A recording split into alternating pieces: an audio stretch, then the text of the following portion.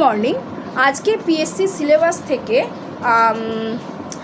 বিভূতিভূষণ বন্দ্যোপাধ্যায় রচিত আরণ্যক উপন্যাসের পরবর্তী অংশের আলোচনা করতে চলেছি, যেখানে প্রশ্নোত্তর তো আলোচনা করবই। আমরা দেখতে পাবো কাহিনী যত এগিয়ে গেছে সেখানে দেখা যাচ্ছে যে সত্যচরণ যাদের সাথে দেখা হচ্ছে সেই সত্যচরণের বিভিন্ন চরিত্রের সাথে দেখা হচ্ছে এবং তাদের জীবনযাপন আমরা জানতে পারছি। যাই হোক, প্রথম প্রশ্ন থেকে দেখা যাবে যে সত্যচরণের কার সাথে দেখা হয়েছিল। সত্যচরণ কার তাঁবুতে সারা রাত জেগে শুয়ে রইল, এটা হলো প্রথম প্রশ্ন। উত্তর হবে আমিন বাবুর তাঁবুতে। পরের প্রশ্ন, সত্যচরণ সারা রাত জেগে কিসের হিসেব কষতে লাগলেন। উত্তর হবে জরিপের থাকবন্দির হিসেব কষতে লাগলেন।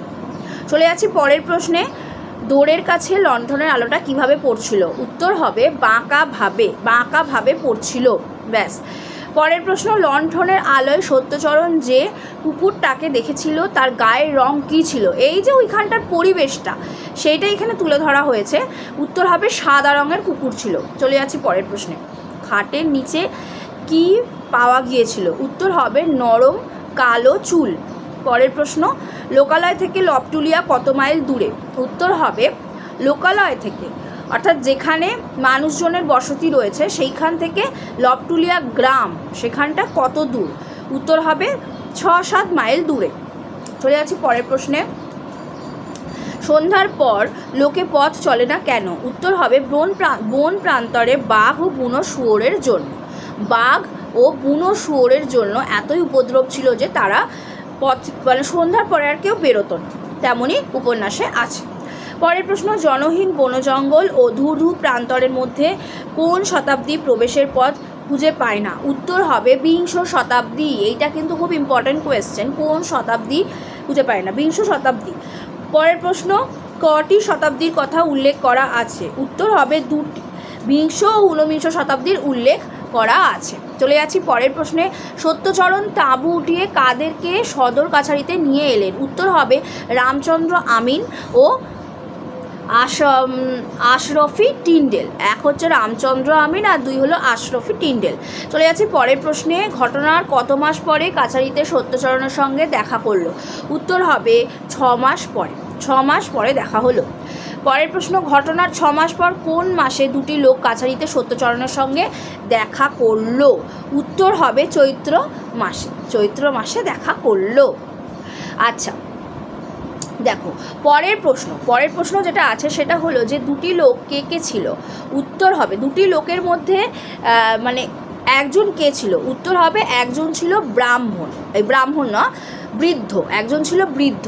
2টো লোক ছিল, সেই 2টো লোকের মধ্যে একজন ছিল বৃদ্ধ। আর ঘটনার 6 মাস পর কোন মাসে 2টো লোক কাছারিতে এলো, সেটা হলো চৈত্র মাস। আচ্ছা, এখানে তাহলে আরেকটা মাস পাওয়া গেল, সেটা হলো চৈত্র মাস। বৃদ্ধের বয়স কত ছিল। বৃদ্ধের বয়স ছিল, ওই 2টো লোকের মধ্যে যে বৃদ্ধ ছিল, বৃদ্ধ আর তার ছেলে, তো বৃদ্ধের বয়স ছিল 60 থেকে 65 বছর বয়স, 60-65 কম নয়। চলে যাচ্ছি পরের প্রশ্নে, অন্য ছেলেটির বয়স কত। ওই যে বললাম বৃদ্ধের সাথে আর এক ছেলে ছিল, সেই ছেলের বয়স ছিল বছর 20-22। চলে যাচ্ছি পরের প্রশ্নে, বৃদ্ধ ও ছেলেটির বাড়ি কোথায়। উত্তর হবে বালিয়া জেলায়। আচ্ছা, লবটুলিয়ায় কী উদ্দেশ্যে তারা এসেছিল। চুরিমহাল ইজারা নিতে, অর্থাৎ জঙ্গলে খাজনা দিয়ে গরু মহিষ চড়ানোর উদ্দেশ্যে তারা এসেছিল। আচ্ছা, এর পরের প্রশ্নে যাচ্ছি। দেখো, অন্য চুরিমহাল বিলি হওয়ার পর কোন জঙ্গল খালি পড়েছিল। উত্তর হবে বোমাইবুরুর জঙ্গল খালি পড়েছিল। কাদের কথা সত্যচরণের মনে ছিল না। রামচন্দ্র ও আশরফি টিন্ডেলের কথা মনে ছিল না। চলে যাচ্ছি পরের প্রশ্নে, বৃদ্ধ লোকটি কাছারিতে কোন মাসে এলো। উত্তর হবে বৈশাখ মাস। বৈশাখ মাসের কথাও এখানে আছে। চলে যাচ্ছি পরের প্রশ্নে, কটা খুপড়ি ছিল। খুপড়ি যে কামড়াগুলো থাকতো সেই খুপড়ির মধ্যে ছিল আর কি একটা মাত্রই খুপড়ি ছিল। খুপড়ি কত লম্বা ছিল। 7 আষ্টেক লম্বা ছিল। না, কামড়াটা আলাদা ছিল আর খুপড়িটা আলাদা ছিল। খুপড়ির বর্ণনা, খুপড়ির হাত আর 7 আষ্টেক লম্বা ছিল, 8 হাতের মতো লম্বা ছিল, ঘাসের ছাওয়া ছিল। মেয়ে মানুষটির পরনের শাড়ির রঙগুলি কি কি ছিল। পরের প্রশ্ন, মেয়ে মানুষটির পরনে শাড়ির রঙগুলি কি কি ছিল।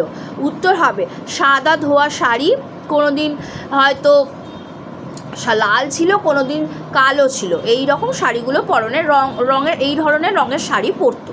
চলে যাচ্ছি পরের প্রশ্নে। দিন 15 পর সত্যচরণের কাছে কে এলো? দিন 15 পর সত্যচরণের কাছে এলো ছেলেটি। পরের প্রশ্ন দেখো, কাছারি থেকে কজন সিপাহী পাঠানোর কথা আছে? উত্তর হলো 2 জন সিপাহী পাঠানোর কথা আছে। দেখো এইখানে আমরা রাজপুতদের পেয়েছি, এইখানে আমরা রাসবিহারী সিং যে রাজপুত ছিল, দেবী সিংকে পেয়েছি, এখানে আমরা তাকে পেয়েছি, দেখো দেবী সিং আগে ছিল, তারপর রাসবিহারী সিংকে পেয়েছি। সেই দেবী সিং যাকে বিয়ে করেছিল সেই কুন্তার কথা পেয়েছি। এখানে আমরা লাঠিয়ালদের পাচ্ছি, সিপাহীদের পাচ্ছি, মানে একদম জমিদারি একটা ব্যাপার এখানে। আচ্ছা, বোমাইবুরুর জঙ্গলে কে মারা গেছে? উত্তর হবে বৃদ্ধ ইজারাদারের ছেলেটি মারা গেছে। ওই যে যার বয়স 20 থেকে 22 বছর বয়স ছিল, সেই ছেলেটি মারা গেছে। চলে আসি পরের প্রশ্নে, ছেলেটির মৃতদেহ কোথায় পড়ে আছে? উত্তর হবে কাশ ও বনঝাউয়ের জঙ্গলে ছেলেটির মৃতদেহ পড়ে আছে। পরের প্রশ্ন, মৃতদেহের কাছে কি পড়েছিল? একটা মোটা লাঠি ও লণ্ঠন পড়েছিল। চলে যাচ্ছি পরের প্রশ্নে, পঞ্চম পরিচ্ছেদের সন্ধ্যার পর কোন পশুদের ভয়ে লোক হাঁটে না? পঞ্চম পরিচ্ছেদেরই আলোচনা চলছে। পঞ্চম পরিচ্ছেদের সন্ধ্যার পর কোন পশুদের ভয়ে লোক হাঁটে না? উত্তর হবে বাঘ ভালুকের ভয়ে কিন্তু লোক হাঁটে না। চলে যাচ্ছি পরের প্রশ্নে, কাদের বারমুখ বলা হয়? উত্তর হবে সংসার করা যাদের রক্তে নেই তাদের বারমুখ বলা হয়। এমন দিয়ে দিল অপশান, সংসার করে যারা, সংসার করা যাদের রক্তে আছে, সংসার করা যাদের রক্তে নেই, বা সংসার করে না যারা, এই ধরনের অপশান দিয়ে দিল। উত্তর হবে সংসার করা যাদের রক্তে নেই তাদেরকে বারমুখ বলা হয়। আচ্ছা দেখো, কোন প্রকৃতির মানুষের পক্ষে বারমুখ জীবন কাম্য? বারমুখ যারা তো সংসার রক্তে নেই, যারা সংসার করতে পারে না, রক্তেই নেই অর্থাৎ সংসার ওদের ধর্মেই নেই, সেই ধরনের মানুষের কথা এখানে বলা হচ্ছে। তো বলছে যে কোন প্রকৃতির মানুষের পক্ষে বারমুখ জীবন কাম্য? উত্তর হবে খাপছাড়া প্রকৃতির মানুষের মধ্যে বারমুখ জীবন কাম্য। সত্যচরণকে লবটুলিয়ার বর্বর রুক্ষ বন্য প্রকৃতি কোন কোন মন্ত্রে দীক্ষিত করেছিল? উত্তর হবে স্বাধীনতা ও মুক্তির মন্ত্রে দীক্ষিত করেছিল। ওই যে ওই অঞ্চলটায় যেন একটা স্বাধীনতা, যে যার নিজের মতো জীবনযাপন, এই ধরনের একটা ব্যাপার ছিল। স্বাধীনতা ও মুক্তির মন্ত্রে দীক্ষিত করে, মানে নিজের মতো জীবনযাপন করবে ওখানকার মানুষরা। এই যে ব্যাপারটা মানে ঔপন্যাসিক বলতে সত্যচরণের মনে এসেছিল, ঔপন্যাসিকের লেখনীতে প্রকাশ পাচ্ছে। সত্যচরণের মনে এসেছিল যে ওই এলাকার মানুষজনরা যে খেতে পাচ্ছে না, বা মকাইয়ের ছাতু খাচ্ছে, কলাইয়ের ছাতু খাচ্ছে, বা ভাত খেতে পায় না, 3 মাস পর ভাত খায়, বা জীবনযাপন প্রণালীগুলো অন্য রকম। তো একটা স্বাধীন হওয়া ওদের দরকার আছে। স্বাধীনতা আর মুক্তির মন্ত্রে সে দীক্ষিত হয়েছিল। বালকের মতো দাড়িওয়ালা বৃদ্ধ লোকটির বয়স কত? উত্তর হবে 62 বছর বয়স। আচ্ছা, এই গেল পঞ্চম পরিচ্ছেদের আলোচনা। এবার চলে যাচ্ছি ষষ্ঠ পরিচ্ছেদের আলোচনা। দেখো, বোমাইবুরুর জঙ্গলে আমিনের নাম কি ছিল? বোমাইবুরু, এখানে তো আমরা একটা জঙ্গলের নাম পেয়েছি বোমাইবুরু, তো সেই বোমাইবুরুর জঙ্গল, হ্যাঁ, এই জঙ্গলটির নাম হলো বোমাইবুরুর জঙ্গল। যেখানে আমিনের নাম কি ছিল? রামচন্দ্র সিং। আগেই বলা হয়েছে রামচন্দ্র আমিন আর আশরাফি টিন্ডেল, এরা 2 জন ছিল। যাই হোক, সকালে কি খবর পাওয়া গেল? রামচন্দ্র সিং অর্থাৎ ওই আমিনের রামচন্দ্র সিং হঠাৎ আজ 2-3 হলো পাগল হয়ে গেছে। 2-3 দিন ধরে সে পাগল হয়ে গেছে, মানে রামচন্দ্র সিং 2-3 দিন ধরে পাগল হয়ে গেছে। বোমাইবুরুর জঙ্গল কেমন? বোমাইবুরুর জঙ্গলটা ছিল লোকবসতি শূন্য, সেখানে কোনো জনমানব ছিল না, মানে জনমানবহীন বা জনমানব শূন্য। কাশে ছাওয়া কটি কুঁড়ে ঘর ছিল? ছোট্ট 2টো কুঁড়ে ঘর ছিল। পরের প্রশ্ন, রামচন্দ্র আমিন কোথায় থাকে? উত্তর হবে কাশে ছাওয়া ছোট্ট 2খানা ঘরের একটি ঘরে থাকে। ওই যে 2খানা ঘর ছিল, তার মধ্যে একটা ঘরে সে থাকতো।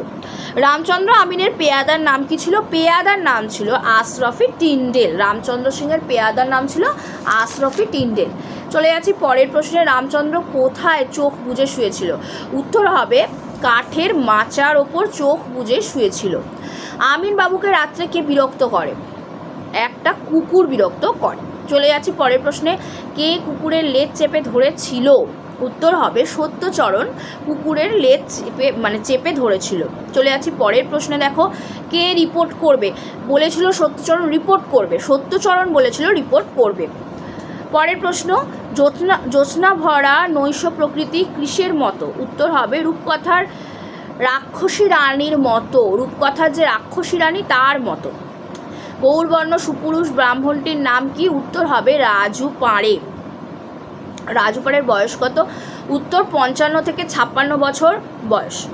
পরের প্রশ্ন, রাজু পাড়ের পরনে কি ছিল? কপালে তিলক, গায়ে একখানি সাদা চাদর, হাতে একটা ছোট পুটুলি ছিল। রাজু পাড়ে কোন পরগনা থেকে এসেছে? ধরমপুর পরগনা থেকে এসেছে রাজু পাড়ে। ধরমপুর পরগনা থেকে কেন রাজু পাড়ে এসেছে? উত্তর হবে জমির লোভে এসেছে, জমির লোভে এসেছে। সত্যচরণ রাজুকে কয় বিঘা জমি বন্দোবস্ত করে দিল? উত্তর হবে 2 বিঘা জমি বন্দোবস্ত করে দিয়েছিল। পরের প্রশ্ন দেখো, রাজু পাড়ের 2 বিঘা জমি লবটুলিয়ার কোথায়? উত্তর হবে বৈহারের, ওই যে ফুলকিয়া বৈহার বলে জায়গাটা ছিল, বৈহারের উত্তরে ঘন জঙ্গলের মধ্যে রাজু পাড়ের 2 বিঘা জমি